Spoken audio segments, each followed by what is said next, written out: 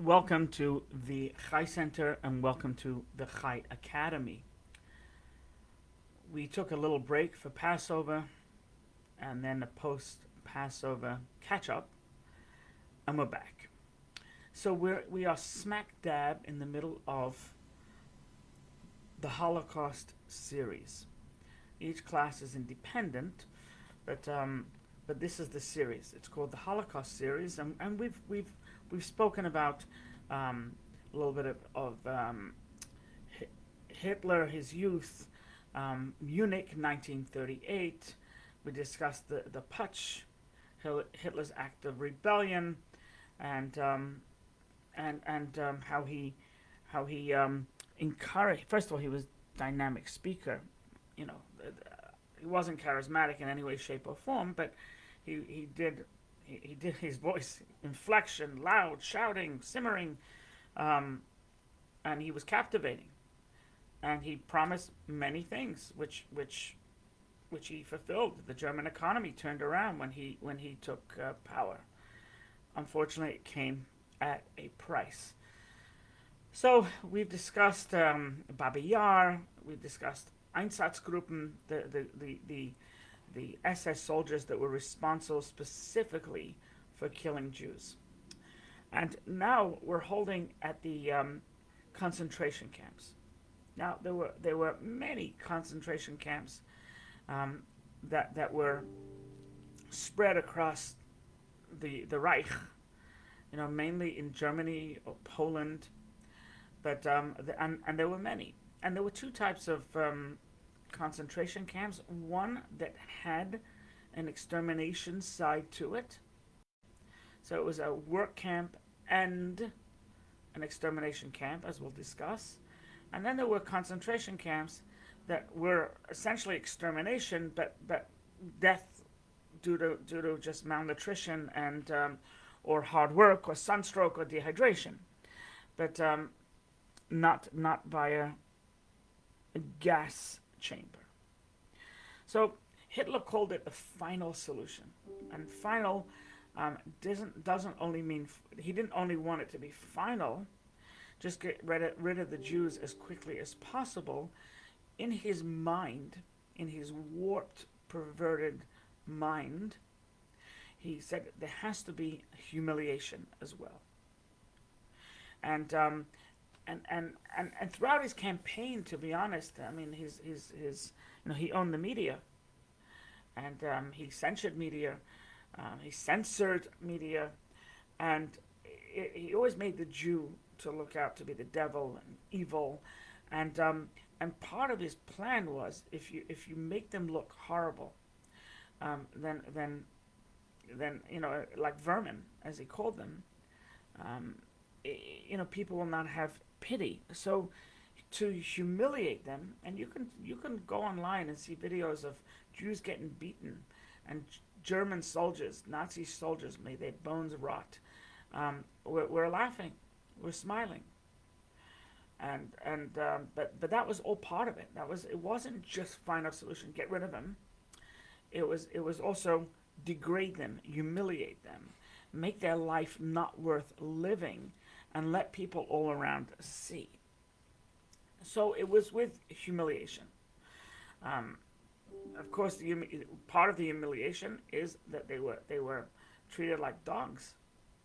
Right? A dog was treated better. The German shepherds that the Nazis used were treated better than the Jews were.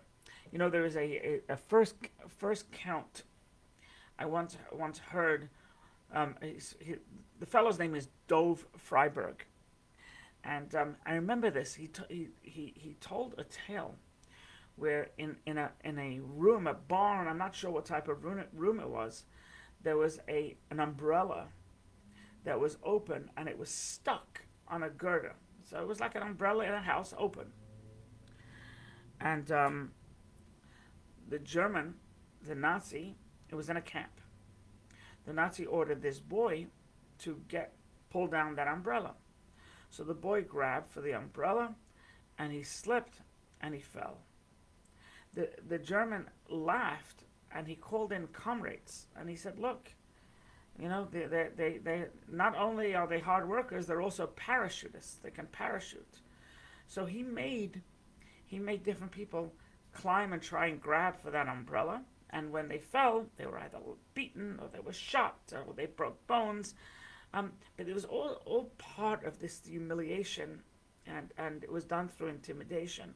I mean, there's other tales, also from Dov Freiberg, by the way, is that they, they, they took a live mouse and during lineup in the morning, and they put it down somebody's pants. Male, woman, female, I don't think it makes a difference. And they were ordered not to move a muscle.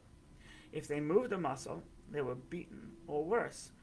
But you had a mouse down your, down your trousers, and of course there was, how could you not? So they played this game. They barely fed them.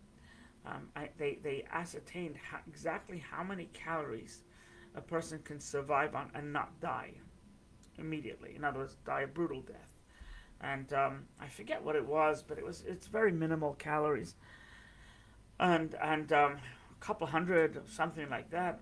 And that's what they used to feed them. Now, the most famous camp that everybody talks about is Auschwitz. And the reason why Auschwitz is taken from all the other camps is because there's an approximation that 1.5 million of the 6 million, right, 25% of the Jews killed by the Nazis was in Auschwitz. Auschwitz-Birkenau. Camps right next to each other. So 1.5 million were killed in Auschwitz itself. When they got to Auschwitz by train, and then they had to go through the gates, there was this big sign, Arbeit macht frei, working will free you, right? If you work hard, you will be let go. You will be able to leave prison, which there was no chance. It was just a ruse, and it was just further humiliation to get the hopes up high. Nobody was supposed to leave Auschwitz alive. So this Arbeit macht frei, working makes free, is just part of their nastiness. When they got off the train, many of you know this. When they got off the train, they had to line up in long lines, and when they got off they were pulled off the train. They were told to leave their luggage. They were told, and long lines, and basically when they went. They passed through, and one of the most famous people was Dr. Mengele. We'll talk about him. Very disturbing figure. And after the war, it's even more disturbing, in my opinion.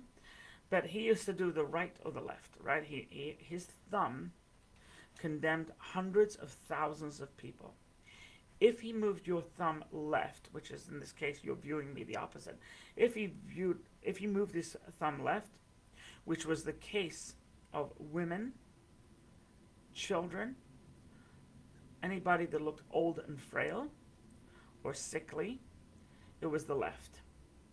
And if you moved right, then you were taken to concentration camps where you worked under the sun, under this extreme conditions, heat, cold. It didn't matter, with very little nutrition and lice and diseases, and no change of clothing, and and watery soup. I mean, so some people say that if you went left right away, you were the fortunate one, because you didn't have to live through what those that went to the right, what they lived through and then died. So the Germans, to expedite the killing, they came up because they used to have gas vans where you put everybody in this bus, 40, 50 people, stacked them in the bus, and then the bus used to drive around, and there was a hose coming from the exhaust pipe back into the bus. There was no windows, and the people were gassed to death. But it took too long, and they could only do 40. How many people can you cram in a bus or a van? 60, 70 if you really want to get evil.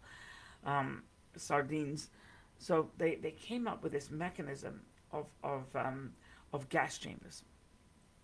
So basically, those that thumb went to the left, they went into these what they were told was showers, and from the I don't know if it was came out of the shower or it came out through other holes. There was gas. Now this gas was Zyklon B.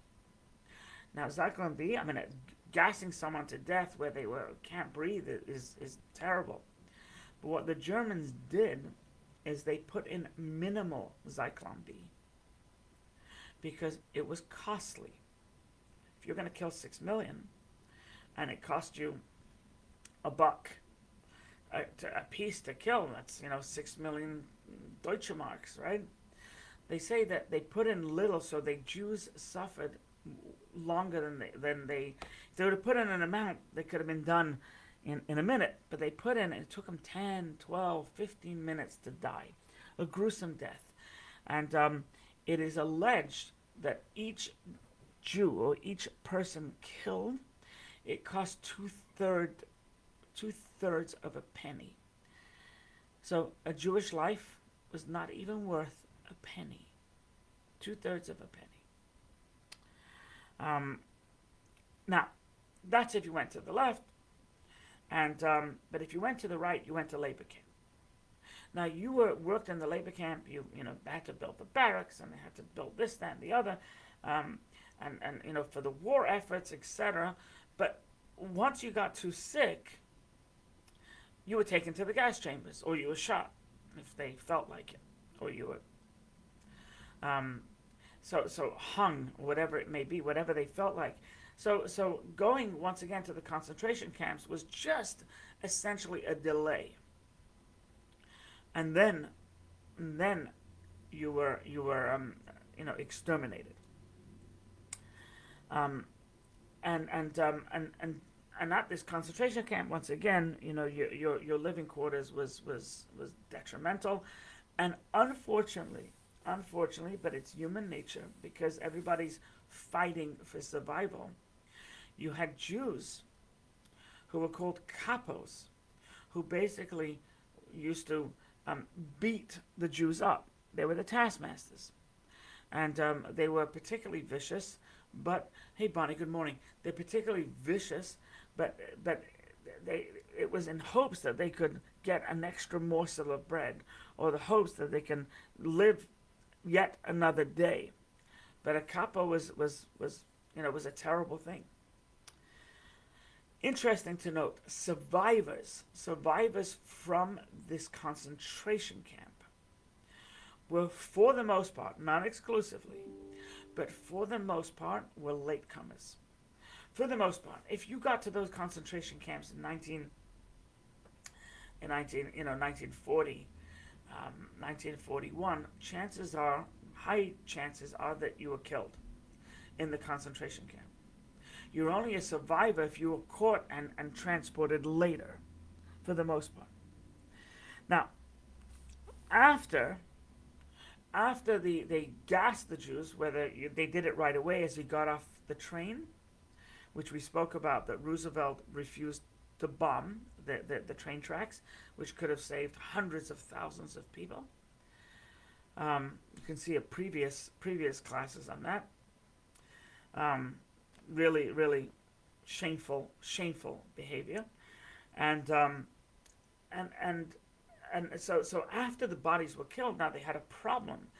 They had stacks of bodies that had been gassed. What do you do with them? So they built crematoriums. The crematoriums were effective. Is that you threw bodies in these ovens, and the bodies, it's like a cremation, right? And by the way, it's not, aside from cremation being forbidden, it's one of the reasons why when you talk to a Jew about cremation, we sort of are repulsed. And it's like, even if it wasn't forbidden, we would say, okay, this is a Hitler tactic. And aside from the fact that it's forbidden by biblical and rabbinical law, You're not allowed to get cremated. But this is what Hitler did. So they were burnt. Now, the Jews in charge of the crematorium, right, aside from, if they survived it, they would need tremendous therapy because they knew what was happening. They would put them in these ovens and then turn on the heat. Aside from that, they didn't have to have therapy because the Nazis never wanted to leave witnesses. So when you were a body shover in an oven, you were there for a few weeks before you yourself were taken to the gas chambers and you yourself ended up in the crematorium because they were afraid, and they were eventually killed and burnt. An interesting tidbit of information, trivial, a little number for you. Treblinka, which is another extermination camp. Treblinka, they exterminated 870,000 Jews. 870,000 Jews. The amount of Jews that survived were 70. 70 survived. 870,000 perished. Now, collect 870,000 pennies. Right? You're going to go out of your mind. So 870,000 were killed and 70 survived.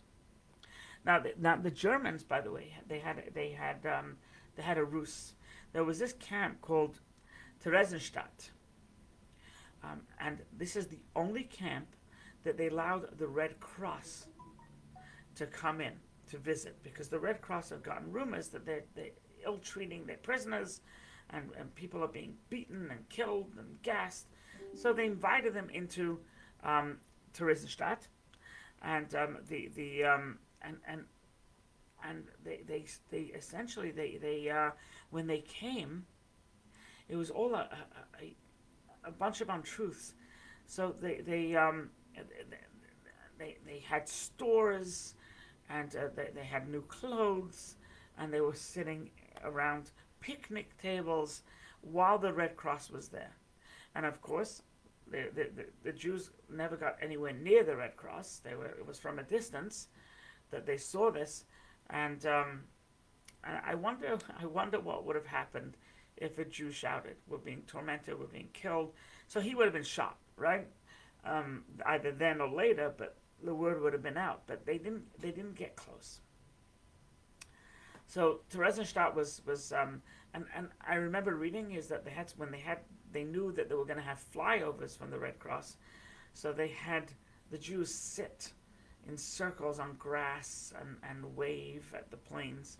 Just disgusting, despicable, rotten people.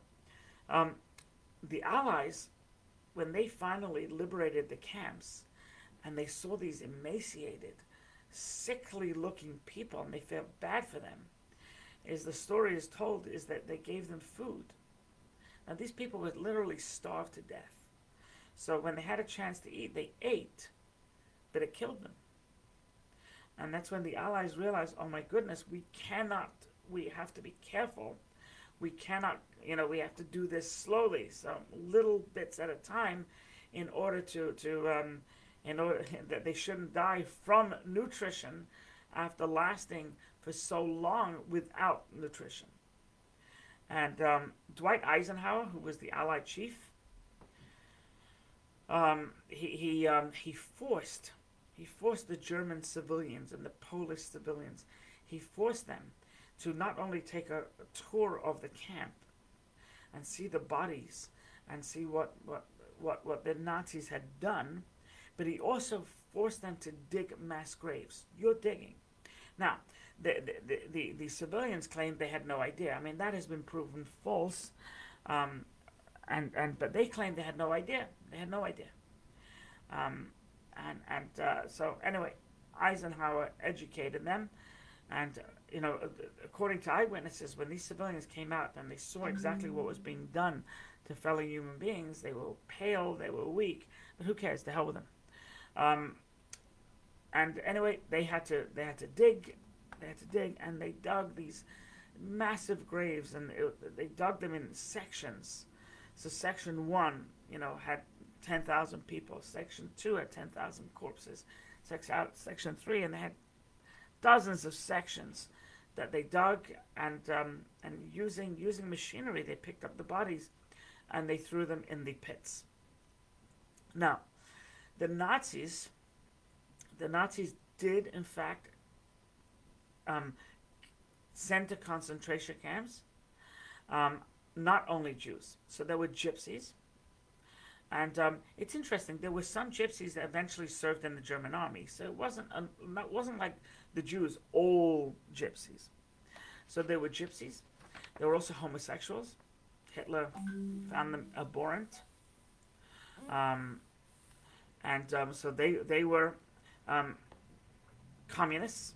Hitler, that was one of the things, is he hated communists, hated them, and anybody that was an opponent of the Nazis.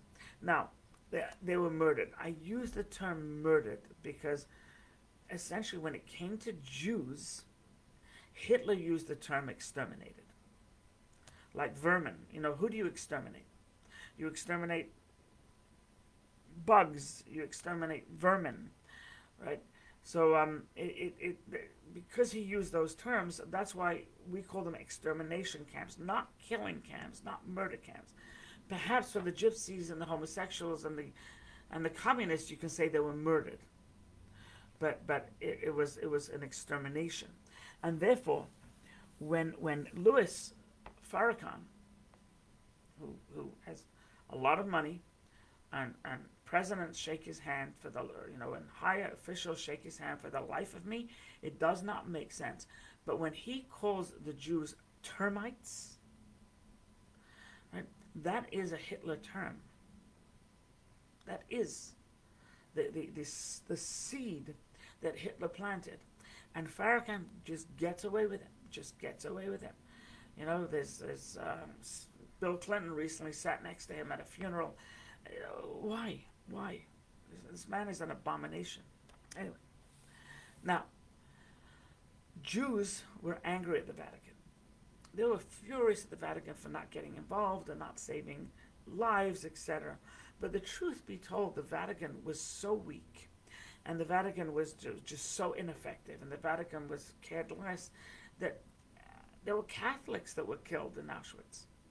And the Vatican did nothing for them either. In fact, I think it wasn't long ago, maybe 20 years ago, maybe 25 years ago, they actually set up a monument to the Catholics that were killed in Auschwitz, right? And so they have a monument. Obviously, Hitler was an atheist, and Hitler could no love lost with Catholics, but that's not where he wanted to put his energy. So, the Vatican does have a lot to answer for, but who are you going to blame now? The current pope, he was nowhere near. But the Vatican does. It is a blight. It is a stain on the Vatican that they did not step up in any way, shape, or form to help those who were misfortunate to have fallen into Hitler's clutches. The Vatican did absolutely nothing, and history shows it. History shows it. We'll reconvene tomorrow, please God. Until then, may you have a blessed day. May make each day count, and may we make those that were killed in the Holocaust, may we make their sacrifice meaningful by us standing up and doing what's right. And if you're a Jew, be proud you're a Jew. And if you're a non-Jew, be proud that you're a Gentile, and be proud that you go about doing the right thing, as opposed to the Nazis and their cohorts. God bless.